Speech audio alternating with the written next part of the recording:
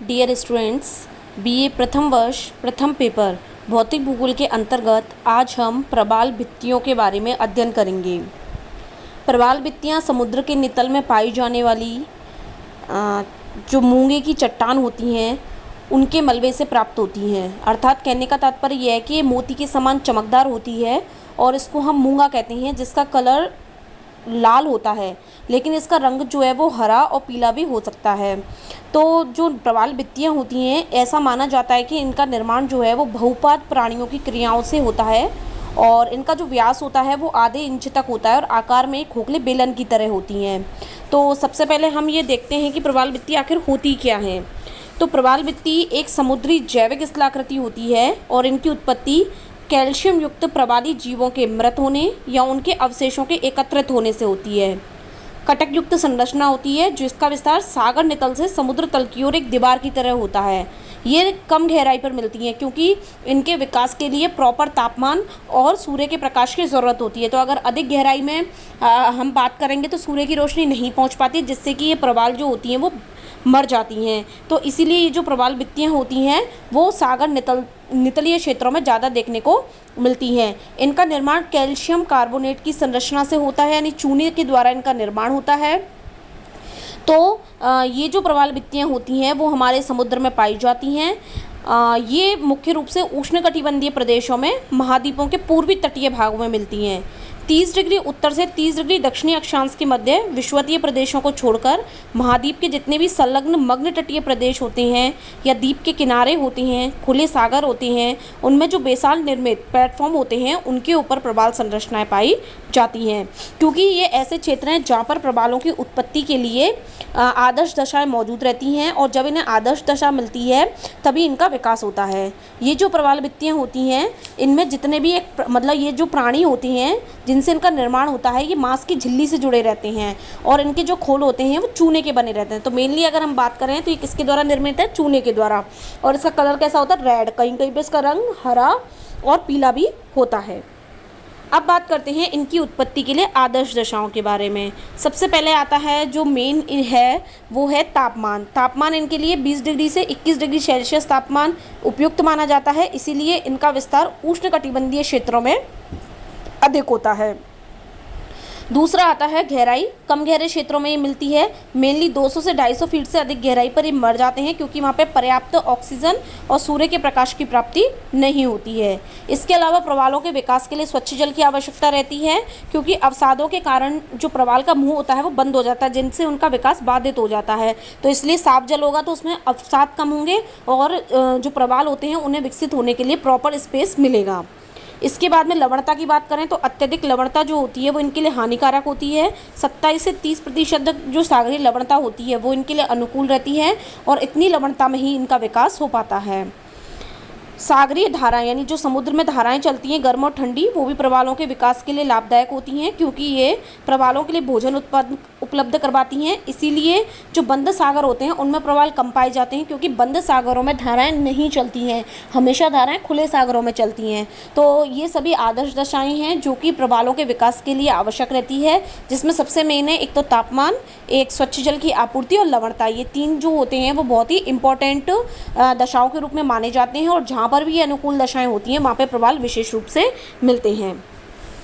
अब बात करते हैं प्रवाल भित्ति के प्रकार के बारे में। प्रवाल भित्ति के प्रकारों के बारे में बात करें तो सबसे पहले प्रकृति और उत्पत्ति के आधार पर हम देखते हैं तो इस आधार पर जो प्रवाल है उन्हें 3 प्रकारों में बांटा जाता है। पहला है तटीय प्रवाल भित्ति जिसे बोलते हैं फ्रिंजिंग रीफ, दूसरी है अवरोधक प्रवाल भित्ति जिसे कहते हैं बैरियर रीफ और तीसरी है वलयाकार प्रवाल भित्ति जिसे कहते हैं एटॉल रीफ। सबसे पहले बात करते हैं तटीय प्रवाल भित्ति के बारे में।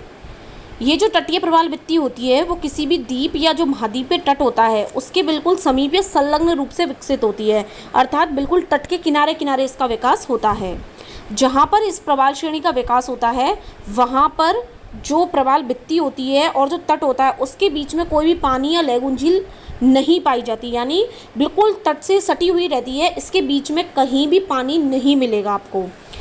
ये जो प्रवाल भित्तियाँ होती हैं इनकी चौड़ाई 1 किलोमीटर के करीब होती है और मेनली ये 50 से 55 मीटर तक मोटी होती है और ये कम गहराई पर मिलती है, यानी महाद्वीपों से बिल्कुल लगी हुई मिलेंगी एकदम जो है सटी हुई मिलती हैं। इस तरह की अगर हम प्रवाल भित्तियों की बात करें तो इसमें आती हैं न्यू हेब्रिड्स में, मस्केलाइन द्वीप के सकाउ द्वीप में, दक्षिणी फ्लोरिडा की प्रवाल भित्ति और महेतिया द्वीप में। तो जैसा कि आप चित्र संख्या 44.1 है आपके सामने, उसमें आप देख सकते हैं बिल्कुल ये जो ब्लैक पूरी दिख रही है ये प्रवाल भित्ति है, जिसमें समुद्र और तट के बीच में किसी भी तरह का कोई गैप नहीं है। दूसरी आती है अवरोधक प्रवाल भित्ति। जो अवरोधक प्रवाल भित्ति होती हैं वो सबसे बड़ी और विस्तृत होती हैं। महाद्वीपीय तट से 100 मीटर से लगाकर 5 किलोमीटर तक ये कहीं भी दूरी पर स्थित होती हैं और इनके प्रवाल भित्ति के बीच में और प्रमुख स्थल भाग के बीच में इनमें कहीं ना कहीं अनूप झील जरूर मिलेगी। चित्र संख्या 44.2 में देखिए आपको अनूप झील दिखाई दे रही है ऊपर ही ऊपर, यानी एक गैप इसमें जरूर देखने को मिलता है। ये लंबी सकरी चूने की और रेत की चट्टानें होती हैं जो पानी के तल से बाहर निकली हुई होती हैं। इस तरह की जो प्रवाल भित्तियाँ होती हैं वो थोड़ी मोटी होती हैं और इसके अलावा ये जो प्रवाल भित्तियाँ होती हैं वो इनका जो ढाल होता है वो 45 डिग्री होता है, लेकिन साधारण रूप से 15 डिग्री से 25 डिग्री के मध्य में भी हो सकता है। ये जो प्रवाल भित्तियाँ होती हैं ये श्रृंखलाबद्ध रूप में रेखावत समुद्र की ओर उन्मुख एक दूसरी भित्ति से सक्रिय जल पट्टियों से विलग हुई पाई जाती हैं, यानी एक जल पट्टी इनके बीच में और समुद्र तट के बीच में जरूर देखने को मिलेगी। अगर हम इसके उदाहरण की बात करते हैं तो इसका सबसे अच्छा उदाहरण है ग्रेट बैरियर रीफ। ये जो ग्रेट बैरियर रीफ है वो ऑस्ट्रेलिया के पूर्वी तट पर 9 डिग्री दक्षिण से 22 डिग्री दक्षिण अक्षांश के मध्य में पाई जाती है। उत्तर में टोरस जलडमरू मध्य से लगाकर दक्षिण में स्वेन भित्ति तक, और इसकी लंबाई है करीबन 1900 किलोमीटर और इसकी जो ऊंचाई है वो है 160 मीटर। तीसरी जो प्रवाल भित्ति आती है वो आती है वलयाकार प्रवाल भित्ति। वलयाकार प्रवाल भित्ति जो है वो घोड़े की नाल के जैसी होती है। ये इसके बीच में कहीं ना कहीं आपको मध्य या छिछली अनूप झील जरूर मिलेगी। जैसा आप चित्र संख्या 44.4 में देख सकते हैं, दोनों साइड में उठी हुई है और जिसके बीच में क्या है, पानी भरा हुआ है। इनकी इसमें जो अनूप झील मिलती है बीच में, इसकी गहराई 40 से 70 फैदम के बीच में होती है। ये जो वलयाकार प्रवाल भित्ति होती है वो महाद्वीपीय तट से सैकड़ों किलोमीटर दूर होती है और इनका समुद्र की ओर जो ढाल होता है वो काफ़ी तीव्र होता है।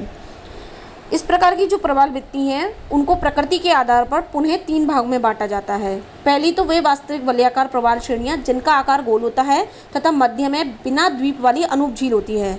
दूसरी वह प्रवाल श्रेणी जिसके मध्य में अनूप झील में द्वीप होता है, यानी ये जो बीच में झील बनी हुई है इसमें कोई ना कोई आपको द्वीप मिलेगा। तीसरी प्रवाल द्वीप या वलयाकार द्वीप, जो यद्यपि वलयाकार प्रवाल भित्ति के समान ही होता है किंतु लहरों के अपर्दन और निक्षेपण से उन पर द्वीपों की आकृतियाँ रेत के कारण बन जाती हैं। इन अपर्दित श्रेणी क्षेत्रों में रेत के बारीक कणों और प्रवाल चूर्ण के कारण लैगून के किनारे पर वनस्पति घने रूप से पाई जाती है। इसके उदाहरण के बारे में बात करें तो इसका सबसे अच्छा उदाहरण है फुनाफटी एटॉल, जो कि प्रशांत महासागर में स्थित है। 12 किलोमीटर चौड़ा और 20 किलोमीटर लंबा लैगून है। ये सबसे बड़ा है, मतलब सबसे बड़ा विश्व का एटॉल है और इसकी जो लंबाई होती है वो 10 किलोमीटर और चौड़ाई 500 मीटर के करीब होती है। तो इस तरीके से प्रकृति और उत्पत्ति के आधार पर जो प्रवाल भित्तियाँ होती हैं वो 3 तरह की होती हैं। सेकंड हम बात करते हैं स्थिति के आधार पर। स्थिति के आधार पर बात करें तो सबसे पहली आती है उष्णकटिबंधीय प्रवाल भित्ति। ये प्रवाल भित्ति उष्णकटिबंधीय क्षेत्रों में मिलती हैं, जैसा कि नाम से पता चल रहा है।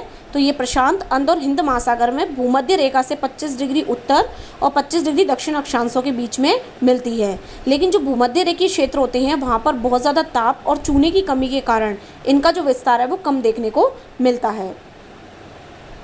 ये जो प्रवाल भित्तियाँ होती हैं वो महाद्वीपों के पूर्वी किनारे पर ही मिलती हैं, पश्चिमी किनारों पर नहीं मिलती, क्योंकि पश्चिमी किनारों के सारे ठंडी धाराएं चलती हैं और व्यापारिक हवाओं की विपरीत दिशा होती है। इसलिए यहाँ पर जो प्रवाल होते हैं वो समाप्त हो जाते हैं, पनप नहीं पाते। इनके उदाहरण की बात करें तो पूर्वी ऑस्ट्रेलिया की ग्रेट बैरियर प्रवाल भित्ति, समोआ द्वीप, बेक द्वीप, बरमूडा द्वीप आदि इसके उदाहरण हैं। सेकंड आती है सीमांत प्रदेशीय प्रवाल भित्ति। ये प्रवाल भित्ति 25 डिग्री से 30 डिग्री उत्तरी और दक्षिणी अक्षांशों के मध्य पाई जाती है। इस प्रकार की प्रवाल भित्तियाँ प्लीस्टोसीन हिमयुग से पहले विद्यमान थी, लेकिन जैसे जैसे हिमयुग के हिमावरण में प्रवाल समाप्त होते चले गए तो ये भी जो प्रवाल भित्तियाँ हैं वो समय के साथ खत्म हो गई।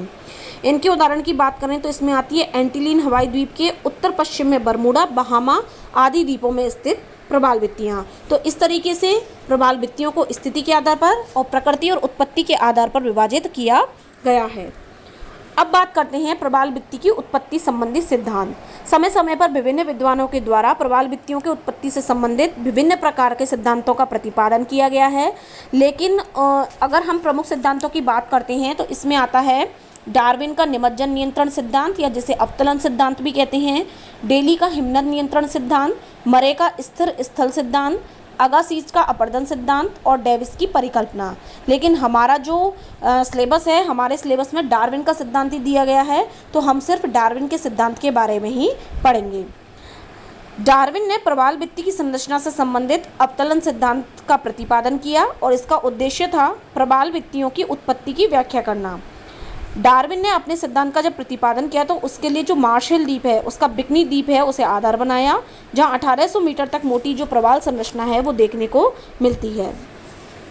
डार्विन ने ऐसा माना कि जो उष्णकटिबंधीय महाद्वीप होते हैं उनके पूर्वी तटीय भागों पर प्रबाल संरचना के विकास का कारण वहां पर तापमान और लवणताओं की दशा का अनुकूल होना है। यहाँ पर गर्म व्यापारिक और गर्म जलधाराएं तापमान और लवणता की औसत दशाओं को बनाए रखती हैं, लेकिन जो प्रबाल भित्तियों की संरचना होती है उसकी मोटाई में भिन्नता और विभिन्न प्रकार की जो प्रबाल संरचना का पाया जाना है वो समुद्री चबूतरा या समुद्री प्लेटफॉर्म के क्रमिक अवतलन से संबंधित होता है।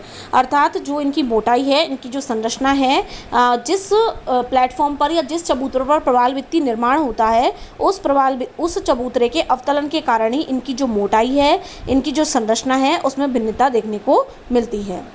जो प्रबाली जीव होते हैं उनके विकास के लिए जो आवश्यक दशाएं होती हैं वो 50 से 55 मीटर की गहराई पर स्थित समुद्री प्लेटफॉर्म पर ही उपलब्ध होती हैं और वहीं पर जितनी जो प्रबाल भित्तियां होती हैं उनका निर्माण होता है, क्योंकि इतनी गहराई तक की जो सूर्य का प्रकाश है और जो ऑक्सीजन की मात्रा है वो पर्याप्त मात्रा में उपलब्ध रहती है। वर्तमान में जो तटीय प्रबाल भित्ति है वो आदर्श दशाओं के अनुरूप ही पाई जाती है, लेकिन अवरोधक और वलयाकार प्रबाल भित्तियों की बात करें तो ये प्राचीन प्रबाल भित्तियों के क्रमिक अवतलन के कारण ही नमिक रूप में विकसित होती हैं। अर्थात सबसे पहले बनती है हमारी तटीय प्रबाल भित्ति। जब इस तटीय प्रबाल भित्ति में अवतलन की क्रिया होती है अर्थात नीचे धंसने की क्रिया होती है, तभी उसके द्वारा रूप परिवर्तन होने के बाद में जो नेक्स्ट हमारी आती है अवरोधक प्रबाल भित्ति और जो वलयाकार प्रबाल भित्ति है उनका निर्माण होता है। जब तटीय प्रबाल भित्ति में अवतलन होता है यानी धंसने की क्रिया होती है, तब ये समुद्र तल से नीचे नए प्लेटफॉर्म का निर्माण कर देती है। उस नए प्लेटफॉर्म के ऊपर जो प्रबाल जीव होते हैं उनका विकास होता है और मृत्यु के बाद अवशेषों के स्तरीकरण से अधिक मोटी और अधिक गहरे लैगून संरचना का विकास होता है। इसे ही हम अवरोधक प्रबाल भित्ति कहते हैं। फिर धीरे धीरे जो अवरोधक प्रबाल भित्ति है उसका भी रूप विकसित होता जाता है और वो तटीय प्रबाल भित्ति का रूपांतरण होती है। फिर वो जो अवरोधक प्रबाल भित्ति है वो अवतलन की दशा में उसके ऊपर फिर से प्रबाल जीवों का विकास होता है और अधिक मोटी और गहरे लैगून वाली जो वलयाकार प्रबाल भित्ति है उसका निर्माण होता है। यानी इस तरीके से हम देखें तो तटीय प्रबाल भित्ति का रूपांतरण होता है जिसके द्वारा अवरोधक प्रबाल भित्ति का निर्माण होता है और अवरोधक प्रबाल भित्ति में जब अवतलन और अनूप झूल के निर्माण की क्रिया स्टार्ट होती है यानी अवतलन की क्रिया के फलस्वरूप इसमें वलयाकार प्रबाल भित्ति का निर्माण होता है। तो ये सभी रूपांतरित संरचनाएं हैं। तो इस तरीके से हम बात कर सकते हैं कि गहराई के साथ साथ में जो विभिन्न युग हैं उसमें विभिन्न प्रकार की चट्टानें निर्मित हुई और सबसे गहराई पर जो चट्टान स्थित है वो सबसे अधिक प्राचीन मानी गई। तो डेविस ने भी जो डार्विन के अवतरण सिद्धांत है उसका समर्थन किया और ये बताया कि जो अधिक मोटी प्रबाल संरचना है वो अवतलन के कारण ही उत्पन्न हो पाई है। यानी जो प्रबाल की मोटाई होती है उसमें जो भिन्नता देखने को मिलती है वो अवतलन के कारण ही होती है। तो इस तरीके से जो डार्विन महोदय हैं उन्होंने अपने सिद्धांत का प्रतिपादन किया। उन्होंने बताया कि किस तरीके से अवतलन के फलस्वरूप जो प्रबाल भित्तियाँ हैं उनका निर्माण होता है और इसका अनेक आधारों पर समर्थन भी किया गया और अनेक आधारों पर इसकी आलोचना भी की गई। तो ये हमारा जो प्रबाल भित्ति से रिलेटेड टॉपिक है ये यहीं पर ख़त्म होता है और इसके अंतर्गत हमने प्रबाल भित्ति क्या होती है, कितने प्रकार होते हैं इसके, कौन कौन से इसके सिद्धांत हैं उनके बारे में पढ़ा। लेकिन हमारे सिलेबस में सिर्फ इस बार एक ही सिद्धांत है जो कि डार्विन का अवतलन सिद्धांत है और हमें इसी के बारे में पढ़ना है।